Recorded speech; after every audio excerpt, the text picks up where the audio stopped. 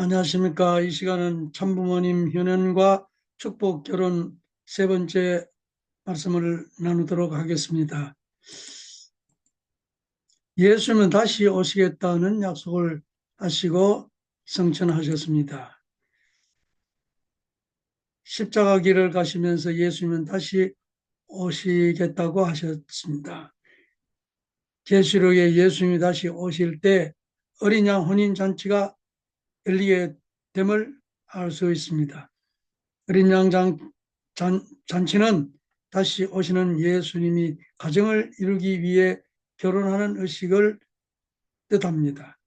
초림 때에도 결혼하여 가정을 이루는 일이 하나님의 뜻이었으나 예수님은 그것을 못 이루신 채 십자가 길을 가셨습니다. 따라서 예수님은 그 일을 하시기 위해 오시는 것입니다. 그래서 혼인잔치가 열려야 하는 것입니다.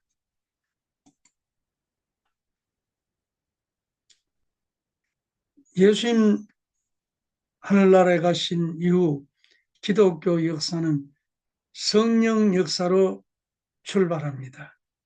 그래서 이 하나님의 뜻을 일관되게 이루어 나가는 입장에서 기독교를 깊이 이해하는 데 필요한 성령 역사 얘기가 되겠습니다. 예수님은 부활로부터 50일 성령 강림절이라고 하는데 영계에 가신 후에 다시 지상에 나타나셔서 흩어진 제자들을 이 50일 안에 10여 차례 제자들을 만나서 다시 불러 모아서 이제 마가 다락방에서 성령 역사가 불같이 일어났습니다. 이때 수삼 년 따르던 제자들이 예수님 호련히 나타나서 무슨 얘기를 하시고 호련히 사라지시고 이렇게 할 때에 바로 알아볼 수 있는 예수님을 제자들이 한참 후에야 대화를 하고 한참 후에야 예수님인 줄 알게 됩니다. 이것은 바로 영적인 예수님이었다. 실체 육신을 가진 예수님이 아니었다. 이 말씀을 우리가 이해를 해야 됩니다.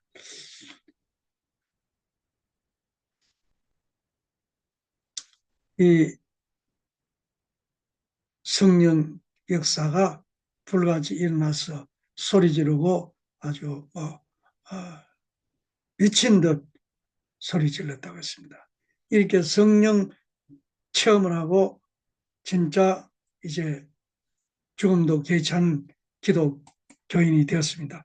초대 기독교인들은 로마 제국으로부터 수많은 박해와 핍박을 받았으나 이에 굴하지 않고 신앙을 지켜나왔습니다. 기독교는 폭발적으로 성장하게 됩니다. 성령 역사로 이렇게 이제 시작되었습니다. 로마 제국은 이 기독교를 엄청나게 박해를 했죠. 그래서 기독교인들은 로마의 박해를 피해서 땅굴을 파고 카타콤이라고 그러죠. 그 속에서 신앙하고 생활하고 비밀리에 나가서 전도하고 이렇게 했습니다. 이런 어려운 자리에 있으면서도 기독교인들은 이제 죽음이 문제가 되지 않고 순교의 길을 걸었습니다.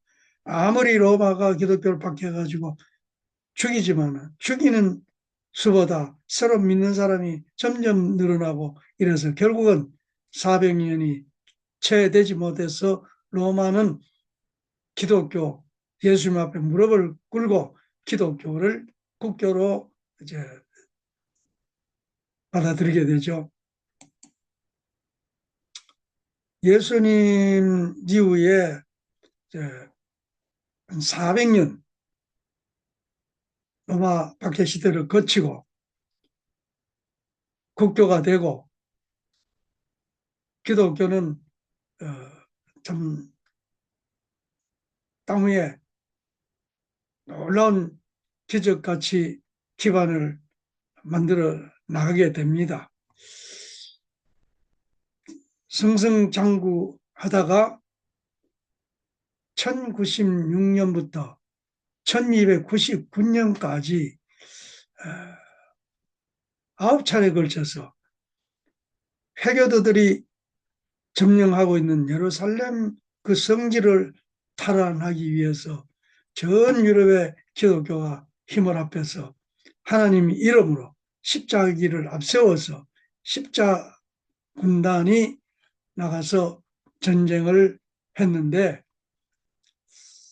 이상하게도 한 번도 이기지 못하고 패하고 맙니다.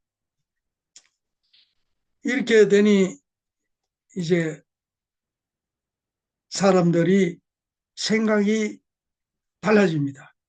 왜 하나님의 이름으로 예수님으로 십자가를 앞세워서 십자군단을 만들어서 그렇게도 200년 넘도록 나가 싸웠는데 왜 지고 마느냐? 하나님은 정말 계시는가? 신앙한다는 것이, 교회 다닌다는 것이 무슨 의미가 있는 거냐? 이렇게 사람들이 이제 사고가 많이 달라집니다. 이제 중세 시대는 교회가 중심이고 하나님 중심이고 인간은 뭐 신앙에 철저히 순응해야 됐습니다. 그래서 중세 봉건 시대를 암흑 시대라 했고, 그래서 이제 십자군 전쟁 이후에 많은 사람들이 땅으로 눈을 돌리고 인간을 생각하게 되고 휴머니즘, 사람 중심으로 그렇게 생각이 바뀝니다. 이것이 바로 저 그리스 문화로 돌아가자. 고대 문화. 그리스 문화는 하나님 중심보다 사람 중심이고 인간 중심이고 휴머니즘 정신이단 말이에요. 그래서 옛날로 돌아가자. 복고 운동이 일어나서 문예 부흥이 일어났죠. 문예 부흥이 일어나니까 그 영향을 받은 교회도 이제 초대 교회로 돌아가자.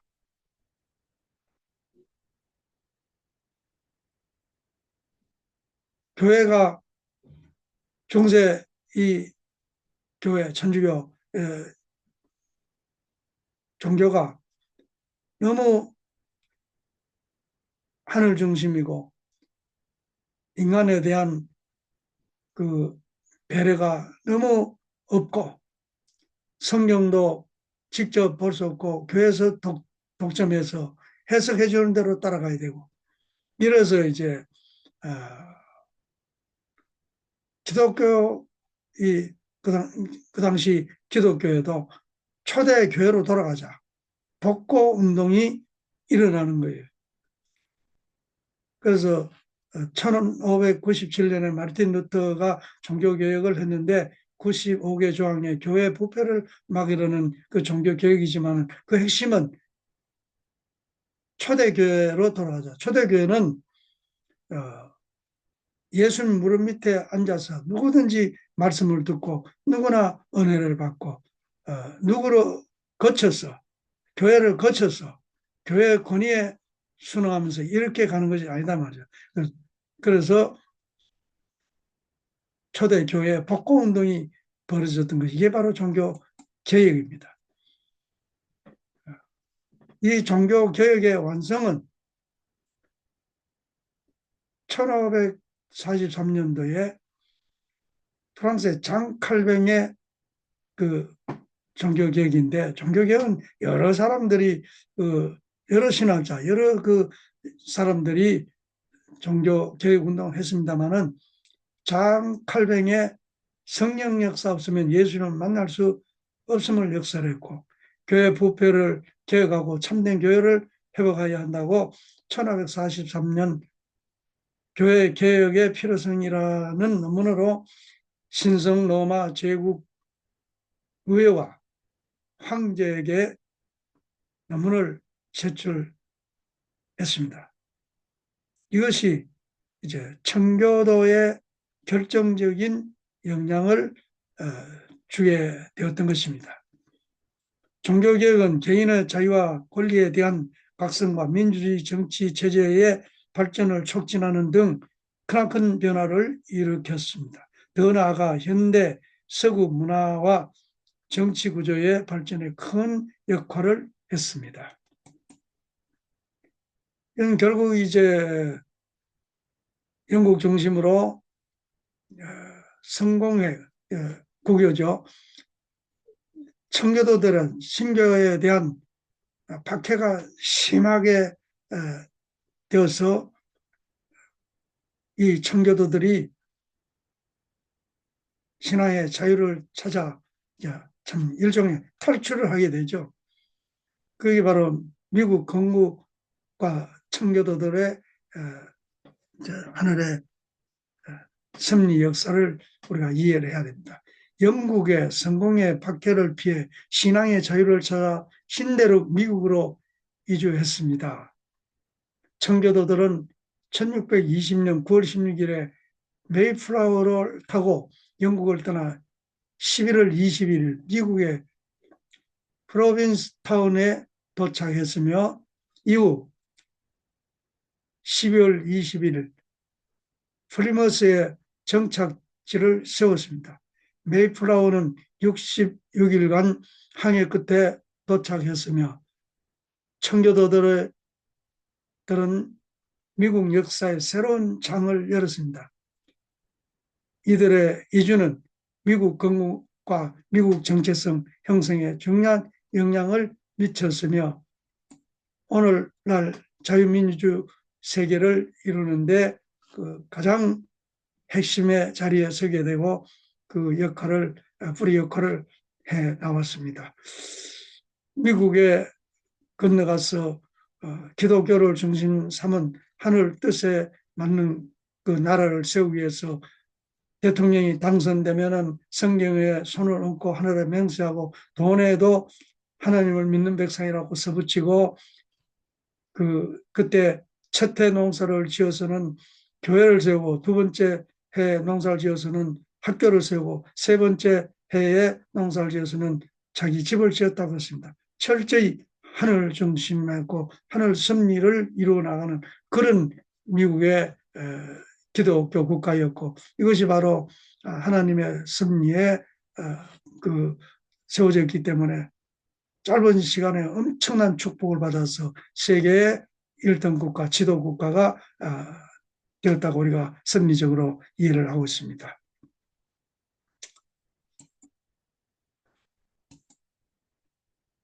그리고는 이제 미국이 기반이 닦이게 다같이 바쁘게 대한민국의 참부모님을 맞을 준비를 서둘러서 기독교가 해 나오게 되는 것을 우리가 보게 됩니다.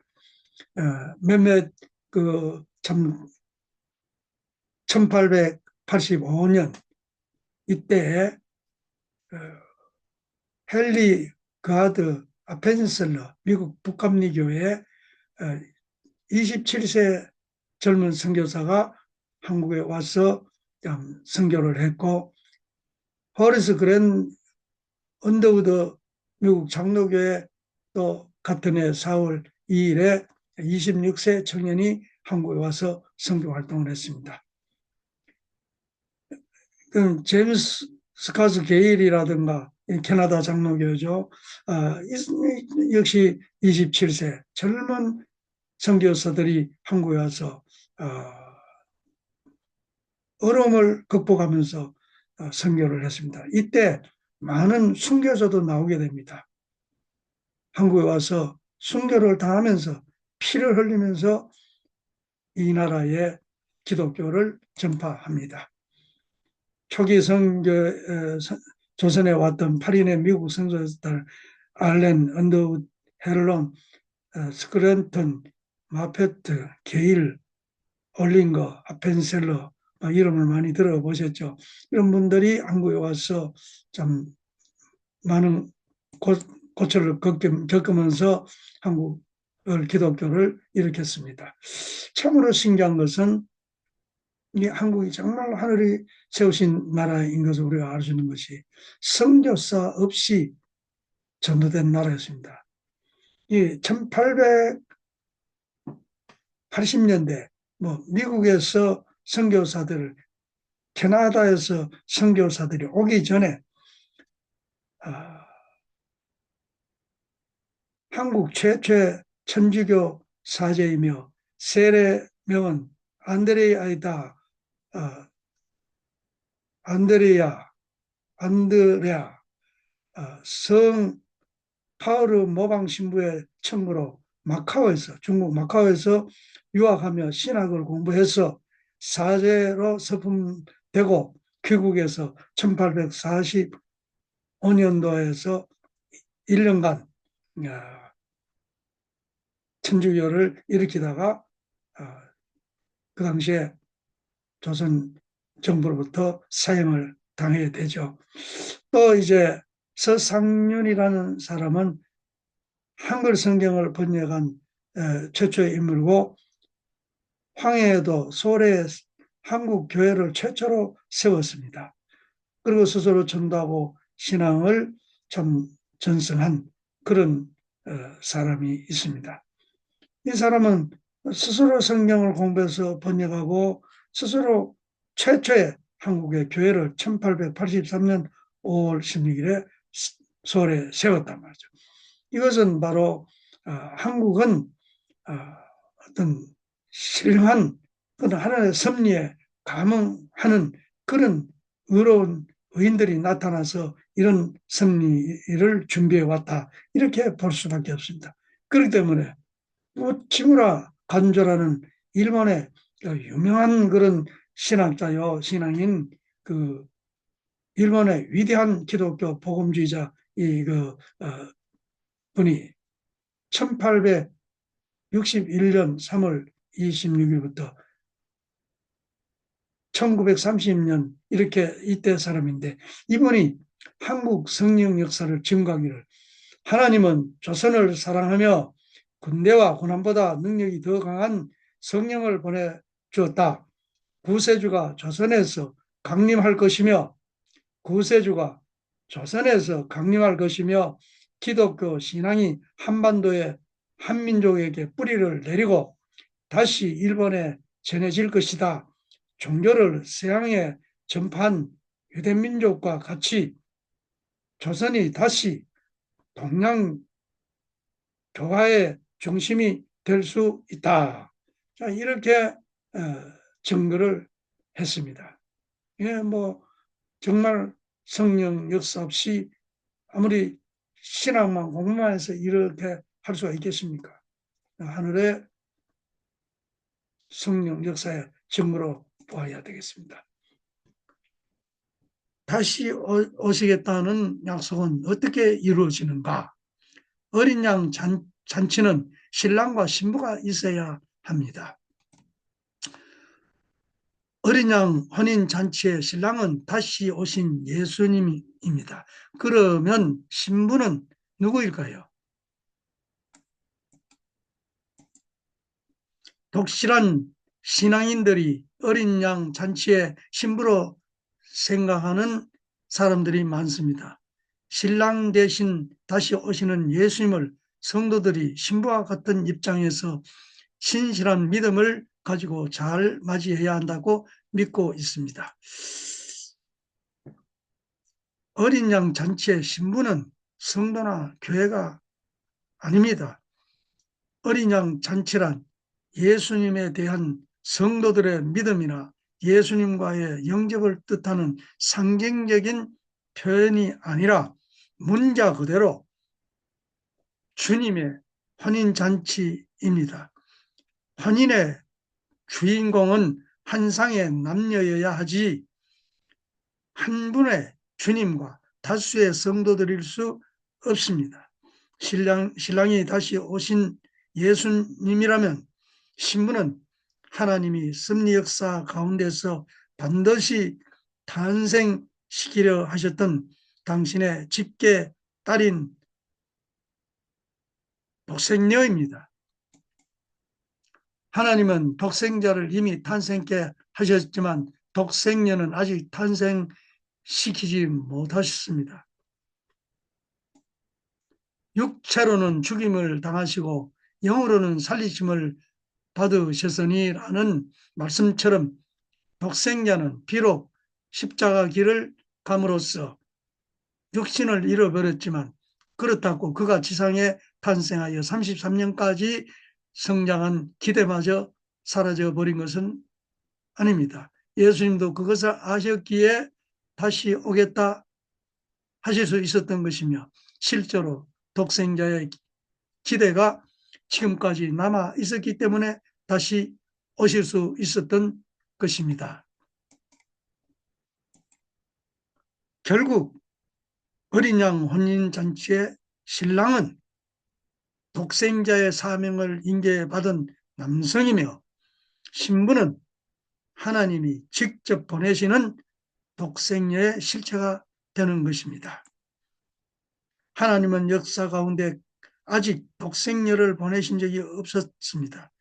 예수님의 십자가 이후 하나님의 관심사는 지상에 독생녀를 보내시는 것이었습니다. 십자가 이후에 2000년 역사는 독생녀를 맞이하기 위한 역사였다고 해도 과언이 아닙니다. 독일의 파울 틸리라는 유명한 신학자는 그리스도교 사상사에서 이런 얘기를 하고 있습니다. 기독교 신앙의 근본적 한계는 남성 중심의 성령, 성신 역사다. 그리스도교는 그 종교 안에 여성적 요소를 허용하지 않았다는 점에서 유대교를 따르고 있습니다.